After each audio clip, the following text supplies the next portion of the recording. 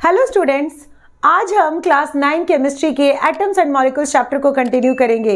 मैंने अपने पिछले वीडियो में आपको एटम्स के बारे में डिटेल में करवाया था एंड आज हम मॉलिक्यूल्स को डिटेल में कवर करेंगे।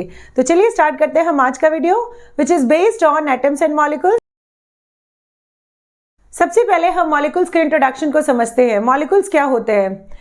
किसी भी सब्सटेंस का जो स्मॉलेस्ट पार्टिकल है वो एटम होता है एंड अगर हम two similar kind of atoms को कंबाइन करें तो मॉलिक्यूल्स ऑफ एलिमेंट का फॉर्मेशन होगा एंड अगर हम two different kind of atoms को कंबाइन करें तो मॉलिक्यूल्स ऑफ कंपाउंड्स का फॉर्मेशन होगा।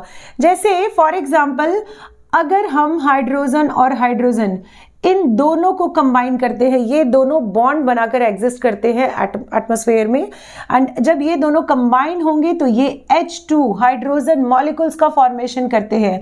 This is hydrogen atom and this is hydrogen molecule.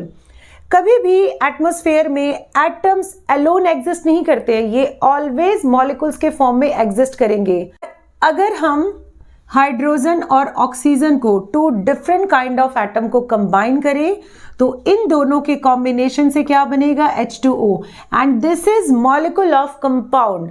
तो अगर हम सेम काइंड ऑफ एटम को कंबाइन करते हैं तो मॉलिक्यूल्स ऑफ एलिमेंट का फॉर्मेशन होगा एंड अगर हम two different kind of atom को कंबाइन करेंगे तो मॉलिक्यूल्स ऑफ कंपाउंड का फॉर्मेशन होगा। एंड किसी भी सब्सटेंस का जो स्मॉलेस्ट पार्टिकल है वो एटम्स और मॉलिक्यूल्स होते हैं। तो मॉलिक्यूल्स का डेफिनेशन हम क्या लिख सकते हैं? A molecule is an electrical neutral group of two or more than two elements combined bonded together. तो आप इसके डेफिनेशन में ये लिख सकते हैं। अब इसके बाद हम नेक्स्ट करेंगे टाइप ऑफ मॉलिक्यूल्स। मॉलिक्यूल्स के दो टाइप होते हैं। First is molecule of element and second is molecule of compound. Molecule of element का मतलब होता है कि अगर दो similar kind of atom combine होंगे तो मॉलिक्यूल ऑफ एलिमेंट का फॉर्मेशन करते हैं एंड दो डिफरेंट काइंड ऑफ एटम्स जब कंबाइन होते हैं तो मॉलिक्यूल ऑफ कंपाउंड का फॉर्मेशन करते हैं। जैसे मॉलिक्यूल ऑफ एलिमेंट का एग्जांपल हम ले सकते हैं H2।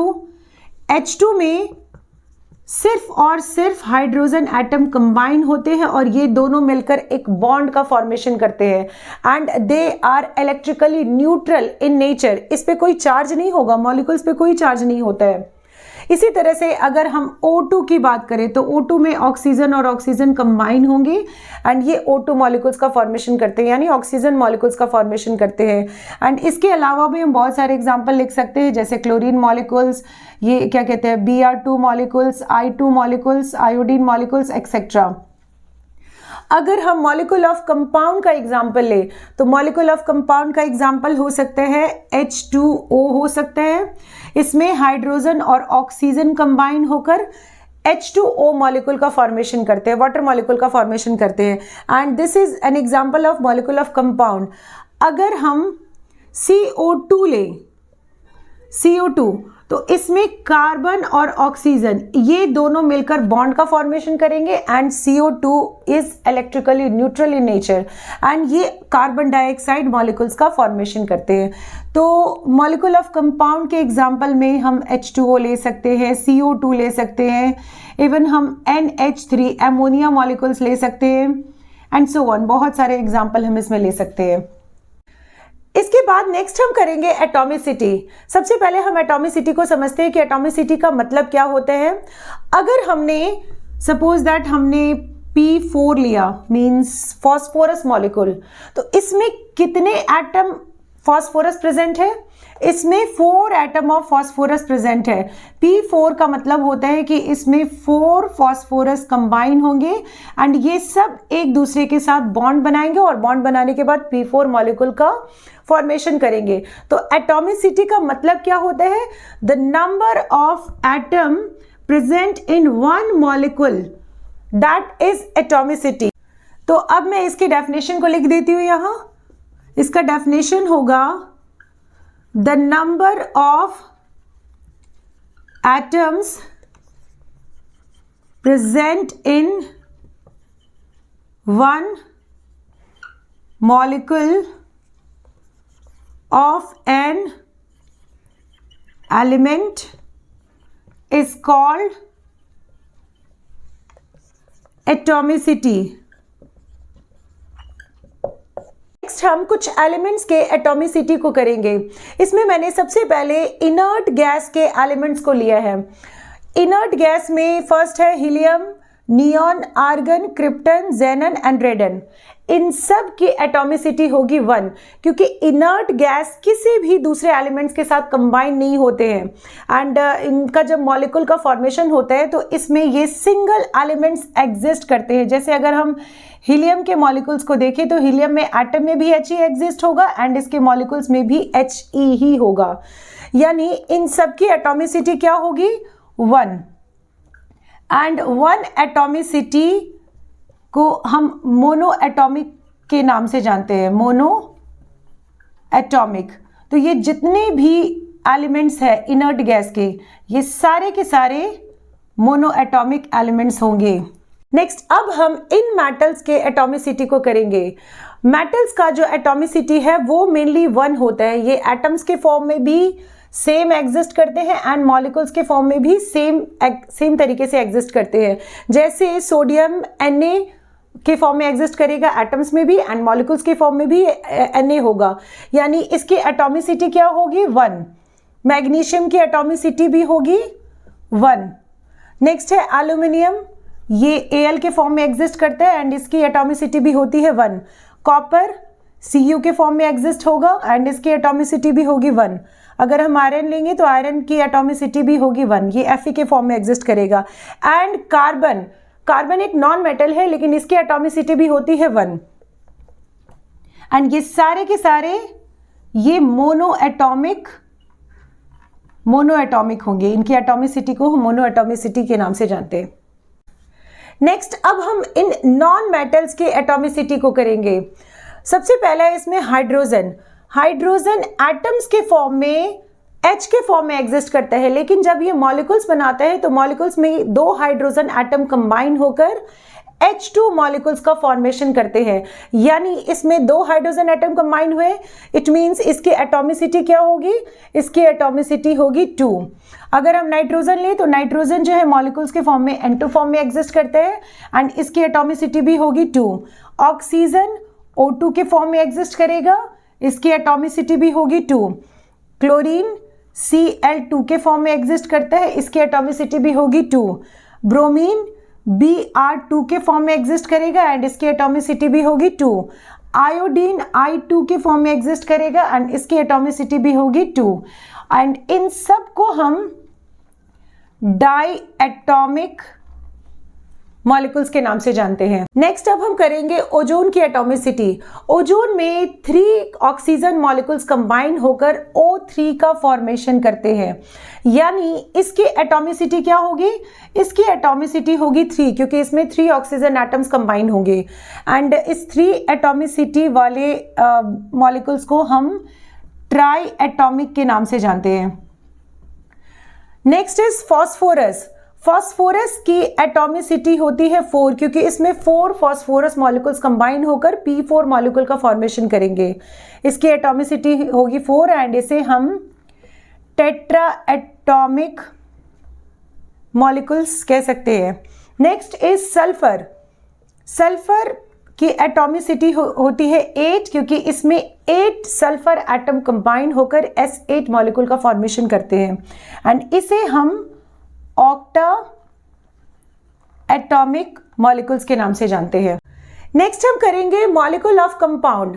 मॉलिक्यूल ऑफ कंपाउंड में दो डिफरेंट एटम कंबाइन होकर एक कंपाउंड का फॉर्मेशन करते हैं एंड इसे हम मॉलिक्यूल ऑफ कंपाउंड के नाम से जानते हैं। जैसे अगर हम बात करें हाइड्रोजन एंड ऑक्सीजन एटम की, तो जब हाइड्रोजन एंड ऑक्सीजन कंबाइन होंगे तो क्या फॉर्म होगा, ये दोनों एक दूसरे के साथ बॉन्डिंग का फॉर्मेशन करते हैं एंड इसके बाद ये वाटर मॉलिक्यूल का फॉर्मेशन करेंगे।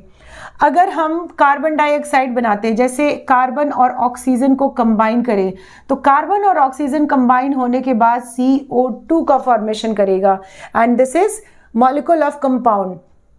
इसके अलावा हम कुछ अनदर एग्जांपल्स करेंगे। जैसे अगर मीथेन ले, इसमें एक कार्बन और 4 हाइड्रोजन, ये सारे मिलकर एक बॉन्डिंग का फॉर्मेशन करते हैं and CH4 it means methane का फॉर्मेशन करते हैं, मॉलिक्यूल्स ऑफ मीथेन। अब इसमें हम 1 मॉलिक्यूल ऑफ वाटर ले सकते हैं या 2 मॉलिक्यूल ऑफ वाटर या 3 मॉलिक्यूल, 100 मॉलिक्यूल्स, इसी तरह से इन सारे कंपाउंड्स के भी हम डिफरेंट मॉलिक्यूल्स को ले सकते हैं and this is called molecule of compound. अगर इसका प्रॉपर डेफिनेशन लिखना हो तो हम कुछ इस तरह से लिख सकते हैं कि when two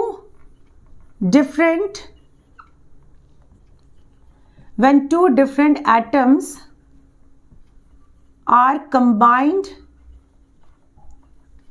then molecule of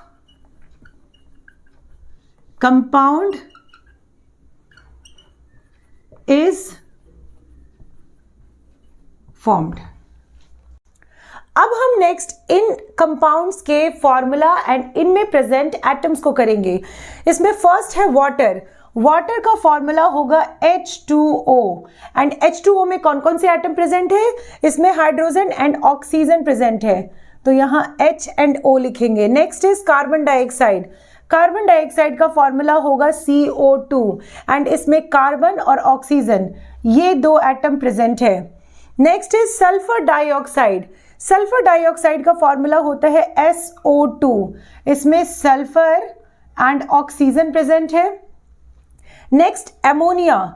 ammonia का फॉर्मूला होता है NH3, इसमें nitrogen and hydrogen atom present है, nitrogen and hydrogen.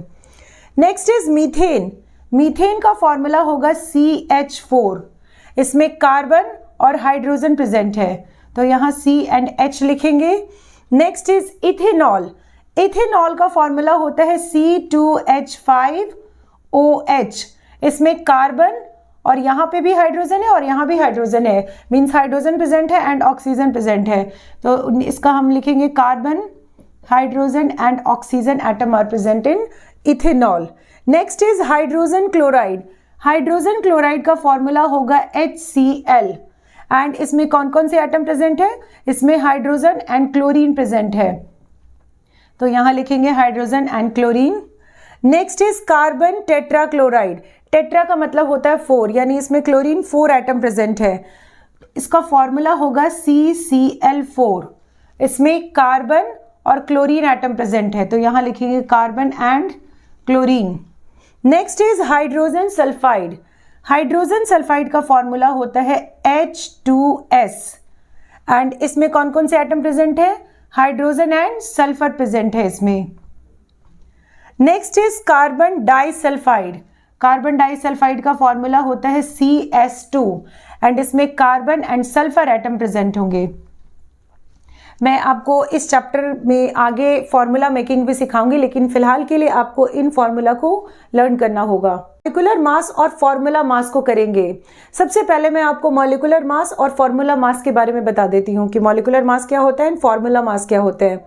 Molecular mass का मतलब होता है, जैसे अगर हमने कोई मॉलिक्यूल्स लिया, सपोज दैट हमने N2 लिया या फिर हमने S8 लिया या हमने P4 लिया एक्सेट्रा, इस टाइप के हमने मॉलिक्यूल्स लिए। अब इसमें इनके एटम्स का जो मास होगा उसका total, that is molecular mass. It means हम क्या लिख सकते हैं इसमें, total mass of atom present in molecules is molecular mass. And अब हम फॉर्मूला मास को करेंगे। फॉर्मूला मास का मतलब कि अगर हम फॉर्मूला में प्रेजेंट एटम्स के मासेस का टोटल करते हैं, दैट इज फॉर्मूला मास। जैसे अगर हमने CH4 लिया, इसमें कार्बन और हाइड्रोजन ये दो एटम प्रेजेंट है। अब इसमें हम क्या करेंगे, इन सबके मासेस का टोटल लेंगे, ये होगा फॉर्मूला मास। अब मैं कुछ एग्जांपल से इसे समझा देती हूँ। जैसे अगर हम S8 ले, सल्फर का एटॉमिक मास होता है 32। अगर हमें S8 का मॉलिक्यूलर मास निकालना हो, क्योंकि ये मॉलिक्यूल्स है तो इसका जब हम मास निकालेंगे तो ये मॉलिक्यूलर मास के नाम से जाना जाएगा। एंड इसका मॉलिक्यूलर मास क्या होगा, S8, इसमें 8 सल्फर एटम प्रेजेंट है, यानी इसे हम क्या करेंगे 8 इंटू, इस तरीके से लिखेंगे 8 sulphur atom is present and इसका मास क्या होगा 8 इंटू, सल्फर का एटॉमिक मास क्या होते हैं 32, यानी ये होगा 6 कैरी 1 एंड 256 यूनिट। अगर हम फॉर्मूला मास निकालते हैं तो फॉर्मूला मास में हम मेनली फॉर्मूला लेंगे एंड उसमें प्रेजेंट एटम्स के मासेस का टोटल करेंगे। जैसे हमने C2H5OH को लिया, C2H5OH का मतलब इथेनॉल। अब इसे सबसे पहले हम ब्रेक कर लेंगे। इसमें कार्बन 2 एटम प्रेजेंट है, यानी इसे हम इस तरह से लिखेंगे 2 इंटू C, एंड इसमें हाइड्रोजन कितना एटम प्रेजेंट है, यहाँ पर 5 atom of hydrogen is present. यहाँ पर टोटल करने के लिए हम प्लस साइन यूज करेंगे एंड हम क्या लिखेंगे 5 into H plus OH। OH का मतलब एक ऑक्सीजन एंड एक हाइड्रोजन, ऑक्सीजन एंड प्लस यहाँ पर अगेन 1 एटम ऑफ हाइड्रोजन हम लिखेंगे। अब इसमें हम इन सब का मासेस लिखेंगे। कार्बन का एटॉमिक मास होता है 12, इसमें हाइड्रोजन प्रेजेंट है, हाइड्रोजन का एटॉमिक मास होगा 1, ऑक्सीजन का एटॉमिक मास होता है 16। अब इन सारे मासेस को हम इसमें पुट करेंगे एंड टोटल फाइंड करेंगे। तो ये आएगा 2 इंटू C, कार्बन का एटॉमिक मास क्या है 12, प्लस 5 इंटू हाइड्रोजन का एटॉमिक मास होगा 1, plus 1 atom of oxygen is present, यानी 1 into 16 plus 1 atom of hydrogen is present, और हाइड्रोजन का एटॉमिक मास होगा 1। तो यहाँ पर हम 1 इंटू 1 लिखेंगे एंड इसे हम सॉल्व कर लेंगे। ये आएगा 24 प्लस ये होगा 5 प्लस ये होगा 16 प्लस ये होगा 1। अब इन सब का हमें टोटल करना है, तो ये आएगा 6 30 30 46 होगा, ये 46 यूनिट। तो इस तरह से हम फॉर्मूले का फॉर्मूला मास फाइंड करते हैं एंड मॉलिक्यूल्स का मॉलिक्यूलर मास को फाइंड करते हैं। आई होप कि आपको मॉलिक्यूल्स का ये कॉन्सेप्ट क्लियर हो। इसके रिगार्डिंग आपके कोई भी डाउट्स हो तो आप मुझे कमेंट कर सकते हैं। Thank you.